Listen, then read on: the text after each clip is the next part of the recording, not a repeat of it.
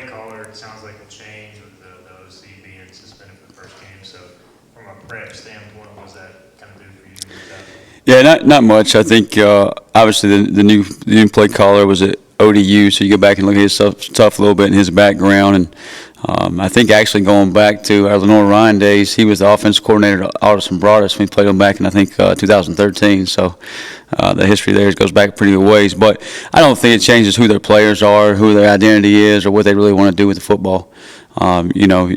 I think they're going to be who they are and who they have been over the last couple of seasons, which is pound the football. Obviously, they keep talking about they want to be more balanced. I think they've been 60-40 run to pass. Obviously, J.J. McCarthy is a really good quarterback, and they want to be more balanced 50-50. But at the same time, they've been very successful doing what they do. So we prepared for both, a little bit more passing game, but at the same time prepared to what we see on film is what we're going to get to. I don't know if it's going to change much for you, the rules where the clock doesn't stop after first down. I guess if the offense team subs, you can still sub. And all Right. that. I mean, is there going to be any impact on your defense? Yeah, hopefully, when we get the lead, then that clock just runs as fast as possible, and we play as very few snaps as possible defensively. I think, really the big thing for us defensively we looked at is probably going to take about 5 snaps is what they're estimating average on defensively. So if you're playing an average of 64 snaps, now you're going to play about 59, more the NFL model. But other than that, the clock still stops inside of 2 minutes, pretty normal there. So you might play a few less snaps a game, but other than that, it's not going to have much impact defensively of how we go about our business or how we maybe call the game or affect things there. But so, offensively, those guys may look at it differently, but defensively, you just kind of always react to what you get anyways. A lot of talk about their line, and rightfully so. I mean, they're good. They're Yeah. good up front, but Yeah. you feel like your defensive line, especially, kind of relishes this challenge and going up against such a group with high accolades. I think our whole team does. Our whole team is excited about the opportunity. Obviously, respect our opponents and respect the O-line and the offense and who they are and what they've been able to accomplish.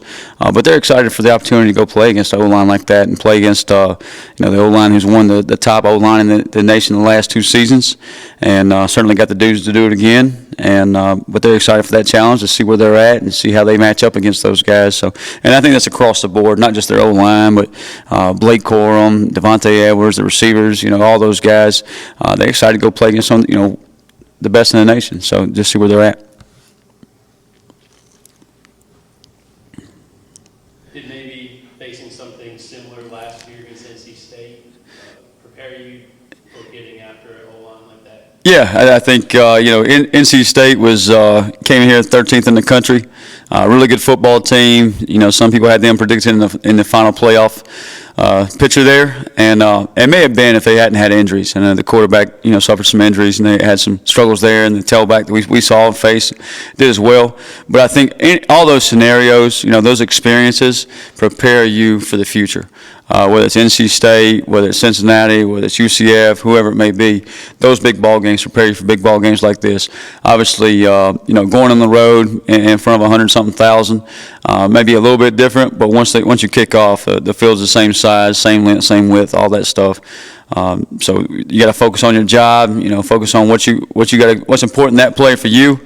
I think I've said this before. If you've seen a lot, all this, fans, 107, 110,000, whatever it is, you see very little. But if you see little, you see a lot. And that's just focusing on my job, my key, and playing my responsibility. Coach, obviously you can't give too much away, but with such a large offensive line, have you kind of prioritized stopping the run more in practice based on your pressure defense, or is it just kind of a mix of both, to stay honest? Yeah, they do obviously do a really good job running the football, and got 2 good tailbacks to do that, a good O-line to do that. So we got to have various ways to take care of the run game. And I think where they get a lot of their running yards, if you go back and watch the tape, is in the second half. They just kind of wear on people and then wear them down in the fourth quarter. And you'll see a 10-10 ball game. All of a sudden you look up and it's 31-10, and they just kind of wear on somebody. Somebody misses a gap. And they have the ability to break it out and take it to the house. And so you got to have various weapons to take in. I don't think you can sit there and play them, one way all game, or at least that's not our philosophy right now. So you got multiple ways, whether it's pressure or your base defense, to throw at them, because they're very good. I think if you just throw one thing at them, one pitch at them all day, they're probably going to hit that one out of the park. So you better have multiple pitches, and they better be good ones too. Julius and Tegan on the back end, what does it mean to have that experience in their second year, really playing a lot together? Have you kind of seen them communicate better, grow? Yeah, I think Julius Wood and Tegan, both experienced football players, started a bunch of games in pirate uniforms, and just the way they communicate, the way they run things in the back end, and you kind of look to those guys for their leadership, not only just to get us lined up, communicate back there and kind of run the secondary, but also just when adversity hits, those guys have been through that. And they kind of take charge and take pride of, hey, I've been through this, I've been battle tested, and the other guys feed off that. When Julius Woods rolling and going, and Tegan Wilkes, on his game, it kind of feeds. And I think you see the other 11 guys, and you see that up front too. Those front four have had that same experience. They've been battle tested. They played in big ball games, and same deal. They're going to recall all those experiences to pull back from.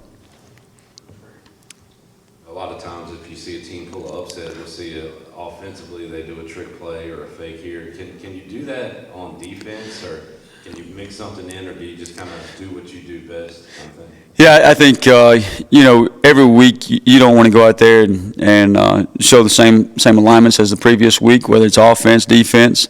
I think coaches and coordinators are too good; they'll lock in on you. Players they watch too much film; they'll lock in, and you made their job easy.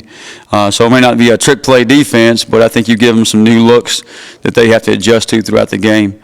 That's kind of our throw the curveball at them, so to speak. A lot of baseball analogies today. It's because the Braves are doing really well right now. I'm assuming so. I haven't watched the game in a while, but that's kind of our MO is just kind of, hey, try to keep them off balance by changing up what we do, but still keep it simple and sound for our guys, so they can go play fast, they can go play physical, and play the brand of football that we're used to seeing.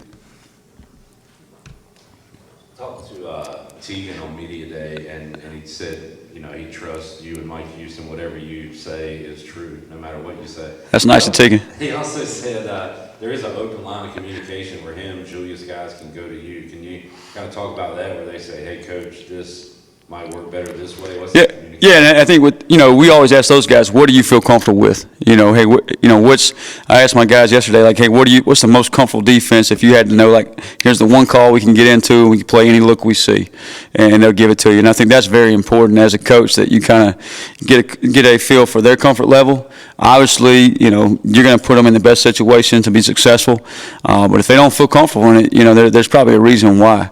Maybe you're stressing them in certain situations, or I just didn't have enough reps at it. So I think as a coach, you got to have the final decision. You got to take charge and be confident in that, and make sure it's ready to go. But at the same time, you better be listening to your players, because they're the ones that got to go out there and play. I tell them this all the time. I said, hey, the check you make to a backfield set, or to a formation set, or to a receiver set, I said, ride with it. I said, if we're all wrong, we're all right. We're all on the same page. And we'll all 11 play together and ride that way. So you guys are the ones got to line up and play it and see it. I may see it one way from the box or from the sideline or from the film, but I'm sitting down, drinking Diet Mountain Dews and eating tater chips. That's pretty easy.